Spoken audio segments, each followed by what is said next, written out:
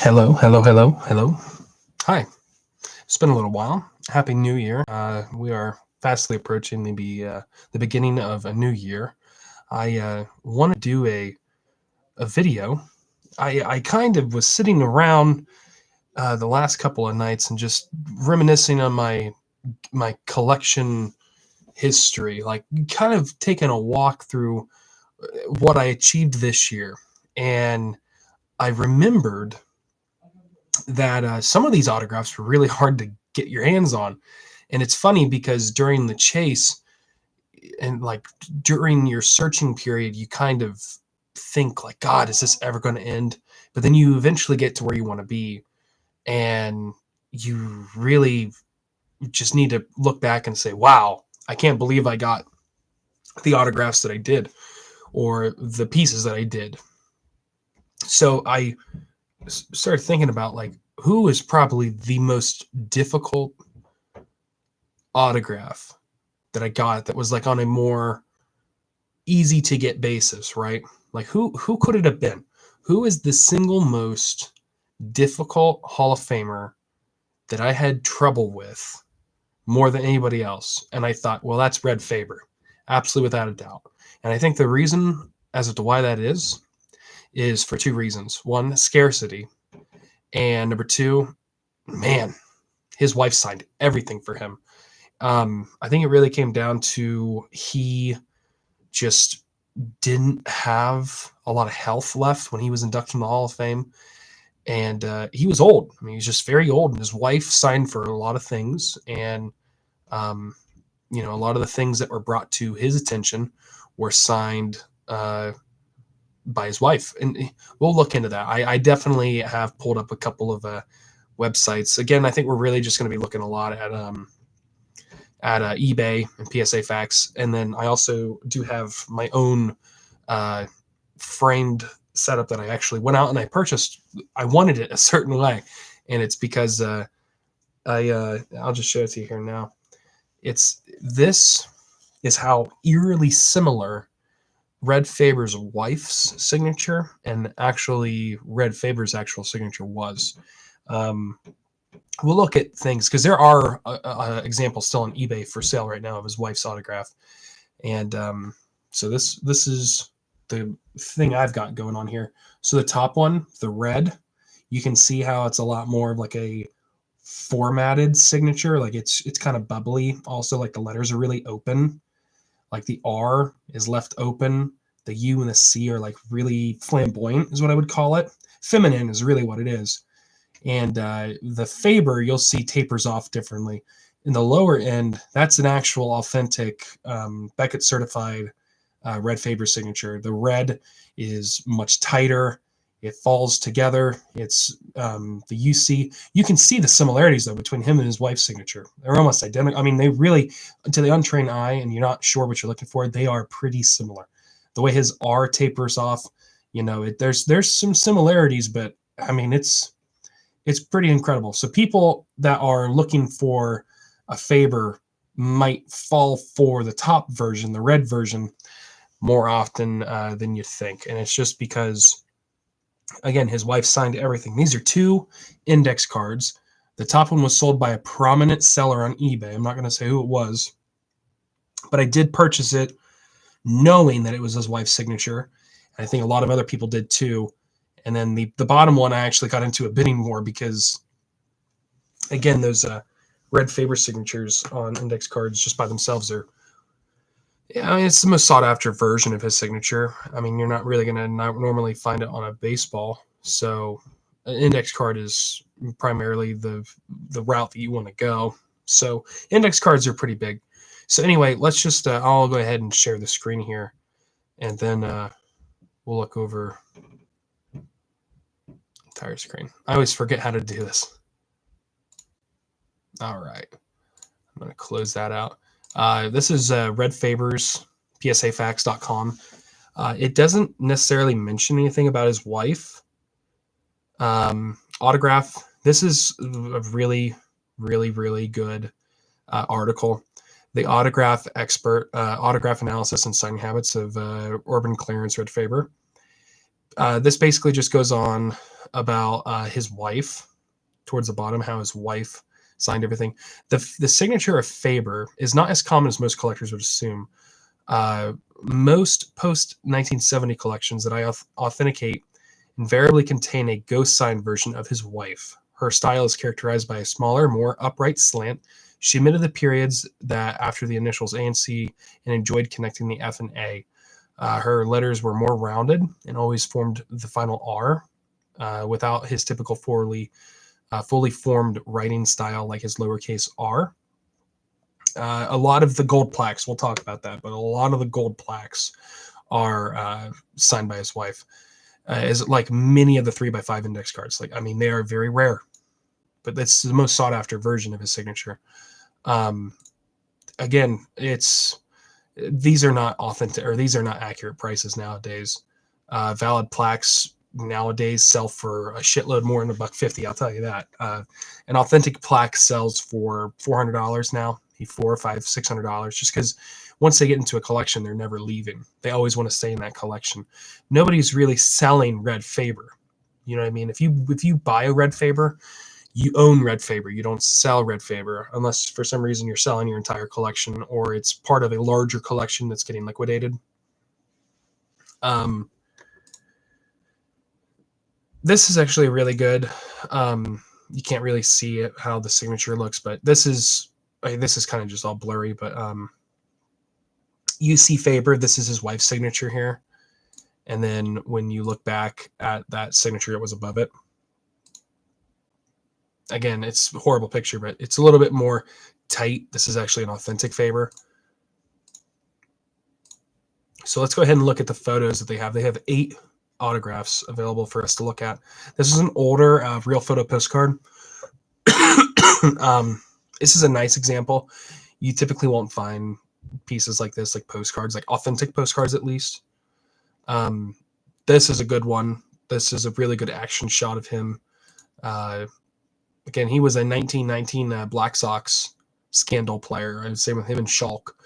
I believe Faber was sick the entire time and missed the entire series.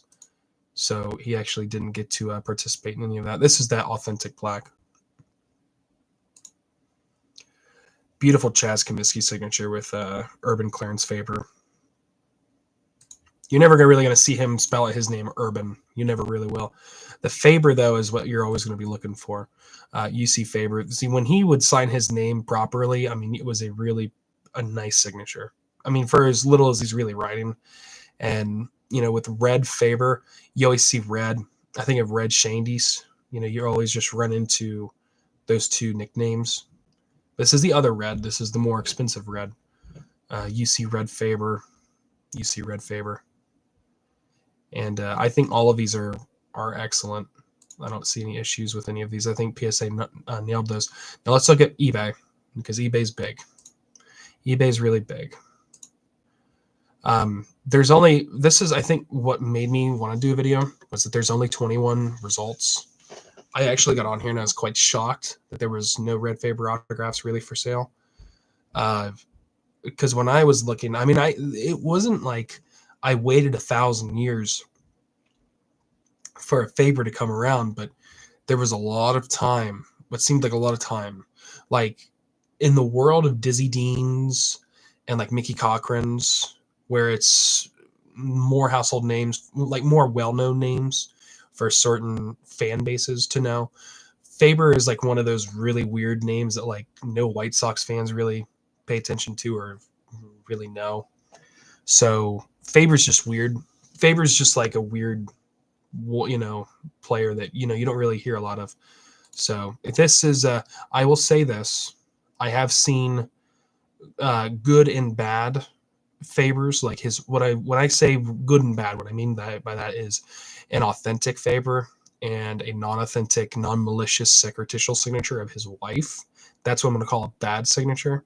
I have seen bad signatures in slabs before, and I will warn you, there's it's a lot of very old slabs that I see a lot of the times that I see issues for.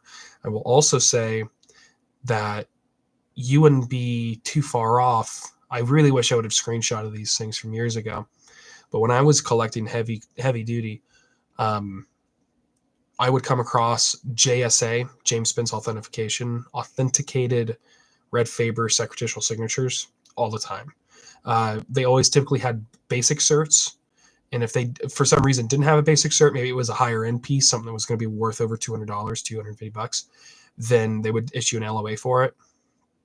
And those always cracked me up because, I mean, it's like incredible that James Spence, is well known as he is in the industry, and as much respect as I have for the man, would put his signature on something that wasn't actually an authentic signature. So I'm not going to go into great detail though and say that that is something that it's odd. It's very odd. I wouldn't trust JSA when it comes to a Red Faber autograph. I would definitely ignore that. Red Faber signed vintage 8x10. Let's just take a look at that. I have yet to see this myself. This is a fine one though. This Red Faber here, it's actually a nice Red Faber. It's actually a really good price on that too, if you're asking me. I think that's a very fair price for a Red Faber plaque that's authentic. This is his wife's autograph.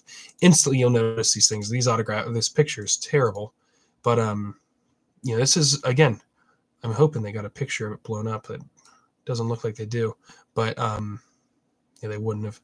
The authenticity of the autograph has not been verified. I mean, I don't even have to look at it in a good picture, like a good, like non-blurred picture. That's his wife's signature. She didn't always sign in red.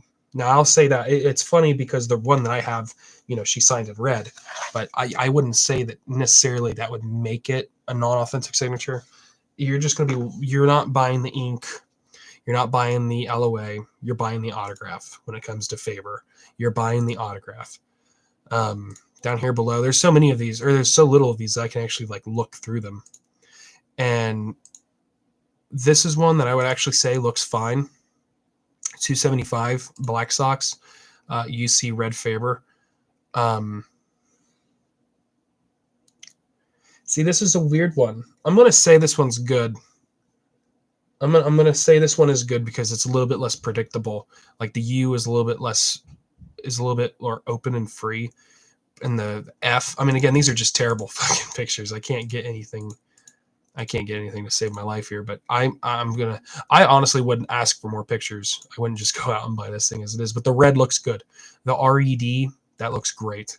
The F, the way it tapers off, it looks fine, but I wouldn't be spending that kind of money on this as it being unauthenticated. I'd probably go for about $120. I know that I paid $118 for mine. So anything above 118, you're getting absolutely destroyed. This has actually been for sale for a long time. This has been about $295. This has been about $300 for the last, I want to say, year and a half on eBay. 2 years. This is your going rate for a PSA slab Red Faber. This is your going rate.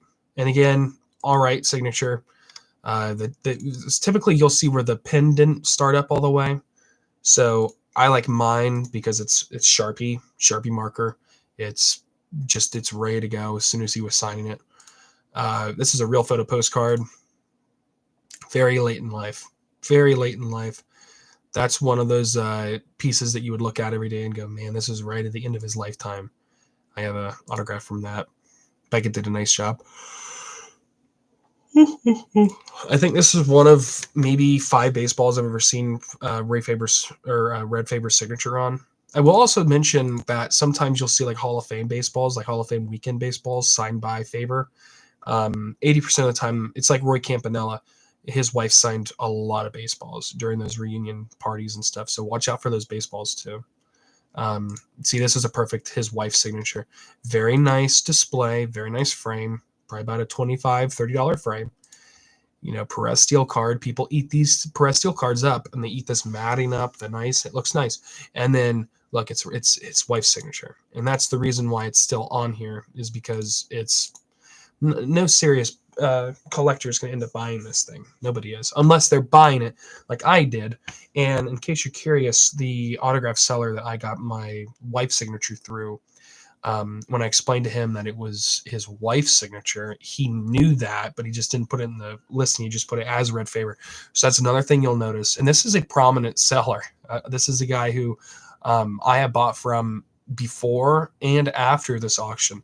It doesn't necessarily ruin his reputation for me at all. I just know that, Red Faber, one of these players like Red Faber, is, you have to know what you're doing. You have to know what you're looking for. The wife signature from that seller, I paid about $12 for. So you can buy this exact same index card, hypothetically, at a 99-cent auction. It runs all the way up there to $10, $12. That's what I paid for mine, was $12. So for my entire setup, not including the frame, because I think I got the frame at IKEA for like $7. The actual like index cards themselves, I think I was like less than $130 out on this, which, as we've seen so far, you can't buy you can't buy one of them for $130. People are crazy. This is a horrible autograph. This is good. This is fine, but this has been for sale for a long time too. That's just terrible. I think that's one of the worst. And I don't know how the hell Beckett graded it a 10. It's just the strength of the ink. This guy's on crack. I don't know what the hell this guy's smoking at all. And I'm going to assume that it's because it is red. But as far as I'm concerned, I'm pretty sure this is his wife's signature. And again, this is an old PSA slab. I'm fairly confident that this is his wife's signature. I'm fairly confident because, again, it's very open. It's funny, I always have to look over at my stuff, but I'm fairly confident this is his wife's signature. And it's crazy to think that, again, PSA can put a fucking autograph in one of these slabs, and it's an old slab. They're never going to go back and audit it. They've just already issued it as authentic, put it in a slab, and any dumb collector who doesn't know anything about what they're doing is going to say, oh, yeah, pressed steel, taped, man, that'll look great in my collection. How about I go get that? And that's one of the worst Red Fabers you can get. Again, that's a $12 index card cut up, destroyed, and taped onto a $1.98 per steel card, and then put into a $15 or a $45 slab, and it's instantly $1,200 or $2,000. It's incredible. Only autograph collecting will allow that to even be a thing like that. I did see this. I think this is just a forgery.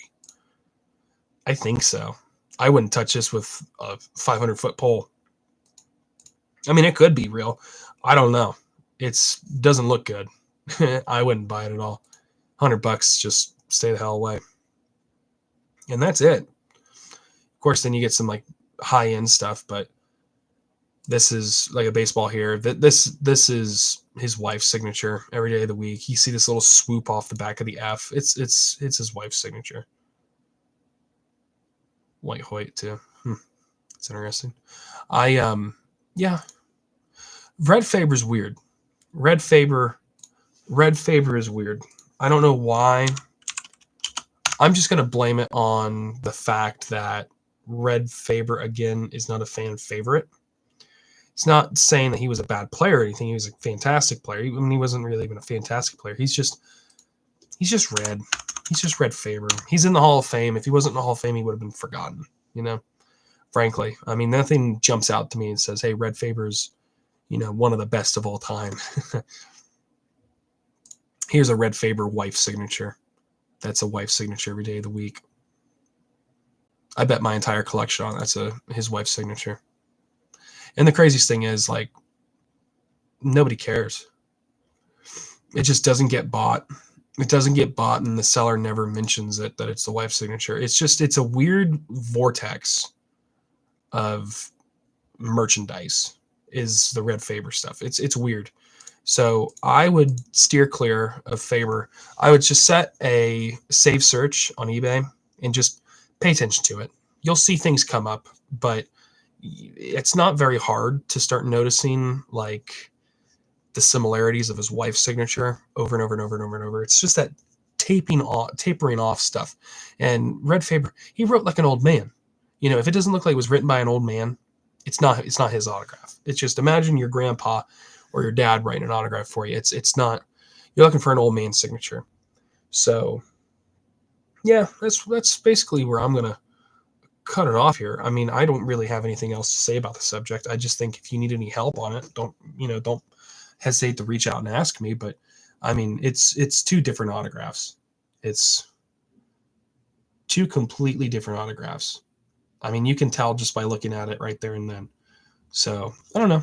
I think that's about it. I think that's all I'm going to say for this video. So if you enjoyed it, thanks for watching. Appreciate you always coming back here to be a part of these streams. And I guess we'll just see you in the next one. I'm not sure who I'm going to do next. They kind of just slowly coming to me as they come. I mean, I have been enjoying the time of just sitting and processing and thinking, what is the next thing I want to talk about on this channel? I don't necessarily need to hit like the big five, like the what do you fake Willie Mays, fake Ted Williams, fake Mickey Mantle. I've already done Mickey, Willie, and Koufax, and I think those are the three biggest ones right now. I think Ted Williams is faked all the time, but and Joe DiMaggio too. But those are just so cheap to buy fully authenticated that I don't know why you wouldn't just buy, the real deal. So anyways, maybe I'll come around to it eventually. I'm sure I will. But for now, that was what I wanted to talk about today. It was just Red Faber. Kind of an oddball, weird one. If you have any other suggestions for me, I'd be more than happy to take a look. Keep it to the Hall of Fame now. Keep it to the Baseball Hall of Fame, autographs and such. We could talk about it later, but yep, that's the end of this one. Thank you so much for watching, and we'll see you in the next one. Bye-bye. Happy New Year.